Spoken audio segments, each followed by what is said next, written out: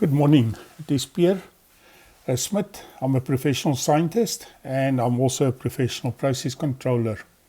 Today I'm presenting risk management, which forms part of the process controller series that I'm compiling. We're going to look at risk management. If we look at risk management, there's a picture used by the banking sector, but we can see we identify risk, we assess and we analyze, we then mitigate. We do monitoring, and then there are cooperation with others, such as your mechanical and electrical instrumentation department, external contractors for flow meter calibration, etc. There's reporting, and the cycle goes around, and we identify and we repeat the cycle. Risk management is an everyday occurrence. The banks, when they lend you money to buy a house or a vehicle, will look at your risk profile and decide whether they want to accept the risk. Also, when you go for insurance, your insurance broker will look at the risk that you create for them and decide at what rate will they give you insurance. Even in our everyday life, we look at the risk in terms of if I want to buy something second-hand, what is the possibility that this piece of equipment is not working? And then I decide whether I want to buy it and take the risk that I'm actually buying something worthwhile.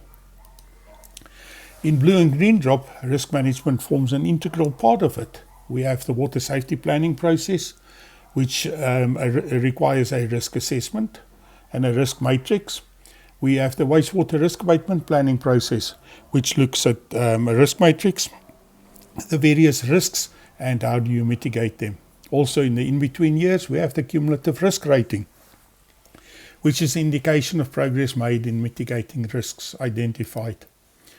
When we look at process audits, the process audit must identify risks. In other words, we look at the plant's capability of purifying potable water or compliant effluent in terms of the requirements, and what are those risks that can prevent the plant to comply or create a failure. In the network, in other words, in the collector system audit, I need to look at the risks. Will the raw wastewater that I pump from a pump station reach the wastewater treatment works? Is my river crossing at risk of failing when there's a heavy storm coming down, etc.? So we can see risks forms part of everyday water and wastewater purification. I'm going to show you some examples of how this is done. The very first risk matrix was done most probably by the WRC with the cooperation of many individuals. And we can see that there they're looking at 3 color schemes, green for low, yellow for medium, and red for high. We have since adapted this. We have created more colors, and you can see that we've added orange, etc. So as we go along, we adjust this risk matrices, but at the end of the day, the risk matrix must be able to identify high risks or high and extreme risks, and these are the risks that we need to address as part of risk management. Another example, just to show that there are more than one example, and there's another example, and then another example where the person that developed this actually tried to read all the columns in the Excel spreadsheet and made use of many drop-down lists to make this easier to manage, and you can update the risk.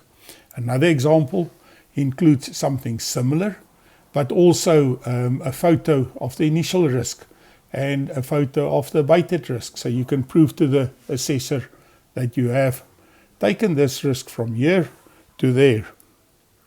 Another example where you have the plant's capacity, you have the technology, you have the coordinates, the date of assessment, the design capacity, the population served, the expected flow based on that population, and then all the details of the treatment works.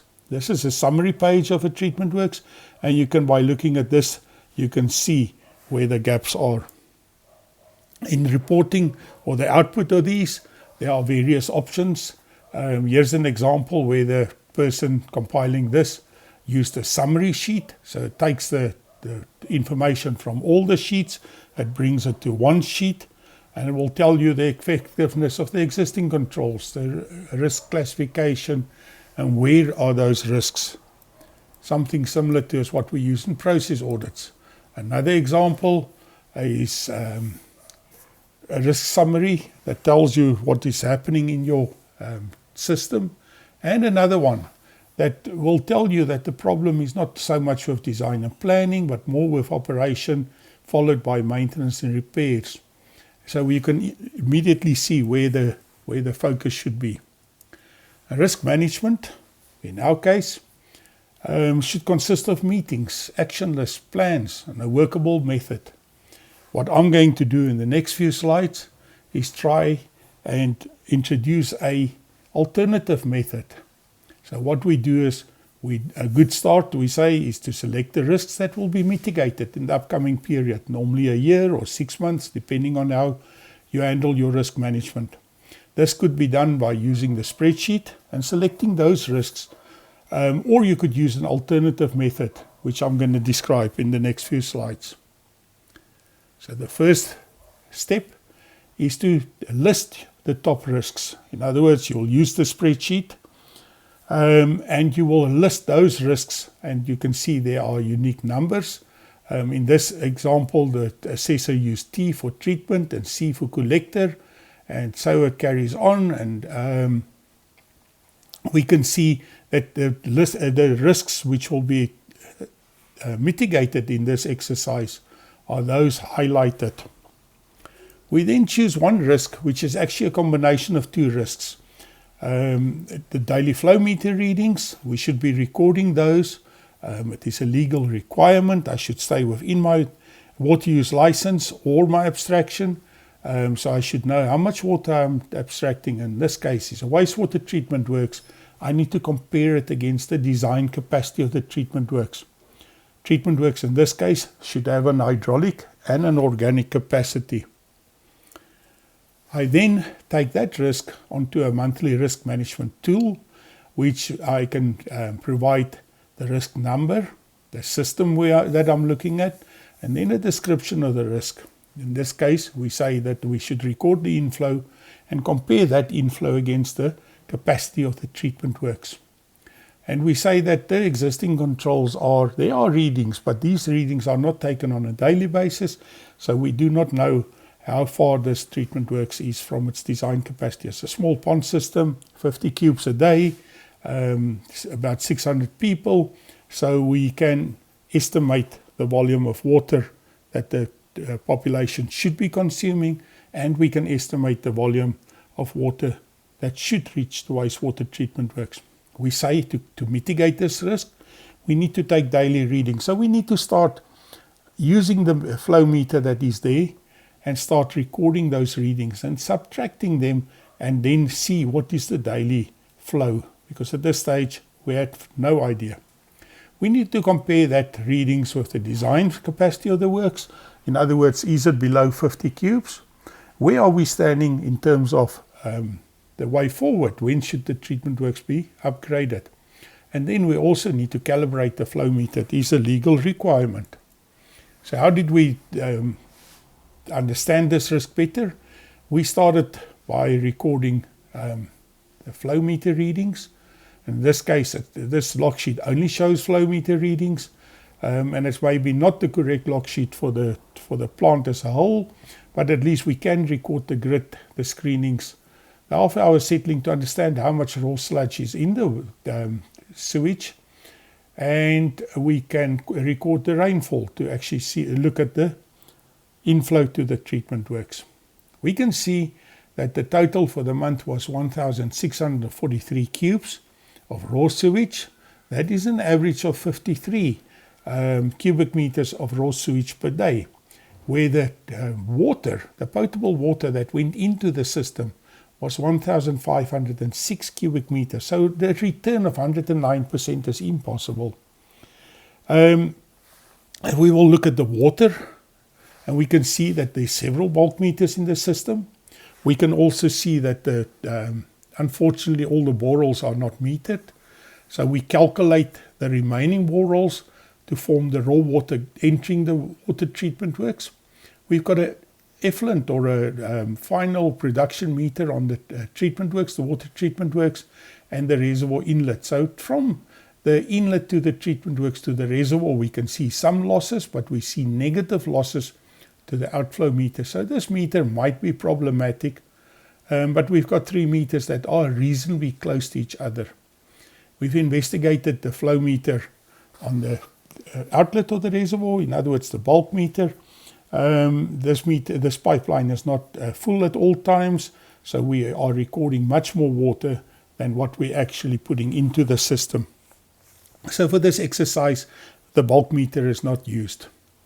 We then look at our monthly review. So we've previously said what we need to do. So we can see in May, after taking the readings, we can say readings were taken and found that the inflow is much higher than the system input volume. This monthly review is held at the water treatment works or the wastewater treatment works with the staff present. We can, at the back of this monthly sheet, we have an attendance register. And in this case, we can see Albert, the process controller, was there, and Pierre, the supervisor or class 5 inspector, was present. If we just go back, we can see that these were the actions that we wanted to take. And if we look at the next slide, we can see that there are only January, February, no March, no June, and so on. We will explain that just now. Then we get to a quarterly review. That's where we say the process controllers has done their part. They've said what they have done. But now we need the next level of management involved in this. Again, we can see we're looking at risk T1 and T21. So those are both treatment risks. This date of the quarterly review was on the 17th of June 2024. And we said that flow meter readings were not recorded daily. That was the initial risk. We're now reviewing that, so we say, okay, progress made during the previous quarter. We actually started recording the meter readings. That was happened in May.